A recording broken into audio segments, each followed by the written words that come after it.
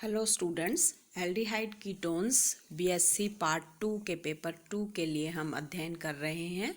और अभी हमने विटिग रिएक्शन, मैनिक रिएक्शन और अमोनिया के साथ कार्बोनाइल समूह की अभिक्रियाओं को देखा है।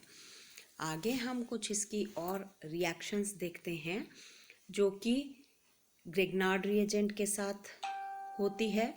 ग्रिग्नार्ड रिएजेंट के साथ जब रिएक्शन करते हैं कार्बोनाइल मोइटी वाले कंपाउंड्स यानी एल्डिहाइड या कीटोन्स, तो वह एडक्ट बनाते हैं जो कि आगे हाइड्रोलाइज होकर अलग अलग तरह के अल्कोहल्स देते हैं। इसी तरह से एसिटिलाइड्स के साथ भी इनकी अभिक्रिया होती है, उसमें भी यह एडक्ट बनाते हैं और एडक्ट बनाकर यह हमें एल्काइनिक अल्कोहल्स देते हैं। यहाँ हम देख सकते हैं एसिटैल्डिहाइड की अभिक्रिया दी गई है और ब्यूट 3-ine 2-ol का निर्माण हो रहा है। तो पहले स्टेज में यहाँ पर एडक्ट बनता है, यानी दोनों जो मॉलिक्यूल्स हैं वह जुड़ जाते हैं और उसके बाद उसका हाइड्रोलिसिस होता है। इसी प्रकार ये पॉलीमराइजेशन की अभिक्रियाएं भी देते हैं। जैसे 3 फॉर्मेल्डिहाइड के मॉलिक्यूल्स अगर हीट करते हैं हम इसको एसिड की प्रेजेंस में, तो हमें ट्राईऑक्सेन मिलता है। जैसे हमने यूरोट्रोपिन बनाया था अमोनिया के साथ, यहाँ पर ऑक्सीजन इंसर्ट होता है और एक साइक्लिक कंपाउंड हमें मिलता है जिसे हम ट्राईऑक्सीन कहते हैं।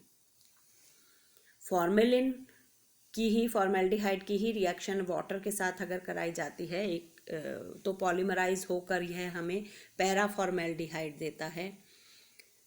एसिटैल्डिहाइड को अगर हम एसिड में 0 डिग्री सेंटीग्रेड पर रखते हैं तो हमें मेटा एल्डिहाइड्स मिलते हैं। तो इस प्रकार से पॉलीमराइज हो जाते हैं, यानी 3 मॉलिक्यूल्स जुड़ जाते हैं या 4 मॉलिक्यूल्स जुड़ जाते हैं और पॉलीमराइजेशन यहाँ पर होता है।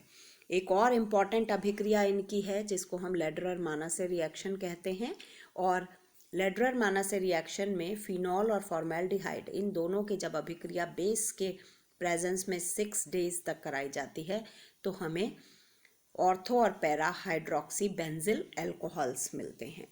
तो ये जो विभिन्न रिएक्शंस हैं इनको हमको याद करना है, क्रियाविधि के साथ लिखना आना चाहिए। इम्पॉर्टेंट क्या है कि हर नाम के साथ हमें रिएक्शन याद होनी चाहिए, उसका रिएक्टेंट क्या है, उसका रिएजेंट क्या है और उसमें प्रोडक्ट क्या है।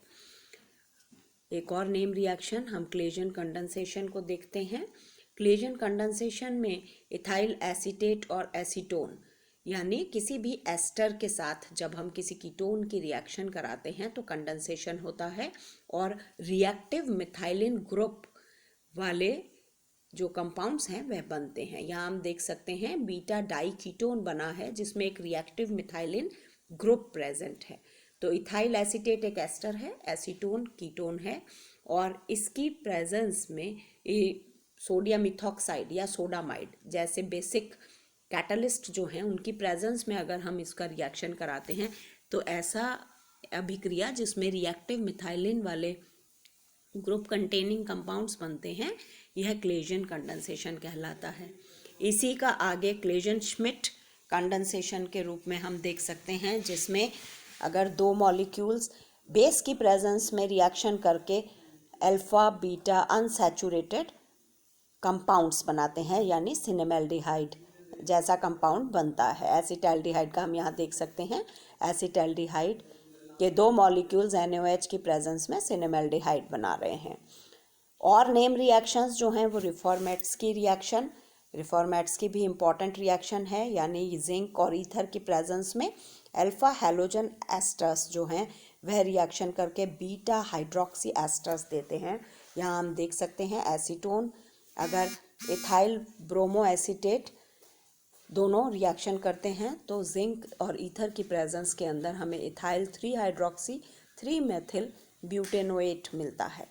तो बीटा हाइड्रोक्सी एस्टर्स जो हैं वह उसमें से एक वाटर मॉलिक्यूल निकल जाता है और एंड में हमको यहाँ पर अल्फा बीटा अनसैचुरेटेड एस्टर मिलता है।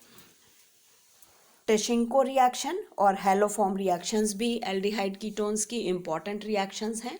टेशिंको रिएक्शन में हम देखते हैं एल्यूमिनियम इथॉक्साइड, यानी इम्पॉर्टेंट क्या है उसका रिएजेंट।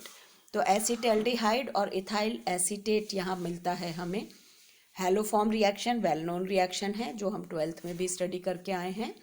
इस अभिक्रिया को हम हैलोफॉर्म कहते हैं क्योंकि इसमें यहाँ पर आयोडोफॉर्म जो है वह बनता है। तो एसीटोन की रिएक्शन अगर 3 मॉलिक्यूल्स ऑफ आयोडीन और बेस की प्रेजेंस में हम करवाते हैं तो हमें यहाँ पर आयोडोफॉर्म का एक मॉलिक्यूल, सोडियम एसीटेट और वाटर मॉलिक्यूल NaI के साथ यहाँ पर निकलता है। तो यहाँ हम देख सकते हैं ये सभी नेम रिएक्शंस जितनी भी हमने इसमें स्टडी की हैं उनकी अभिक्रियाएं भी और उसकी जो क्रियाविधि है वह भी इम्पॉर्टेंट है। पहले तो हमें नेम रिएक्शंस के साथ उन रिएक्शंस को अटैच करके याद करना है, रिएजेंट, रिएक्टेंट और प्रोडक्ट्स को ध्यान में रखते हुए, और उसके बाद हमें उसकी क्रियाविधि को समझते हुए लिखना आना चाहिए।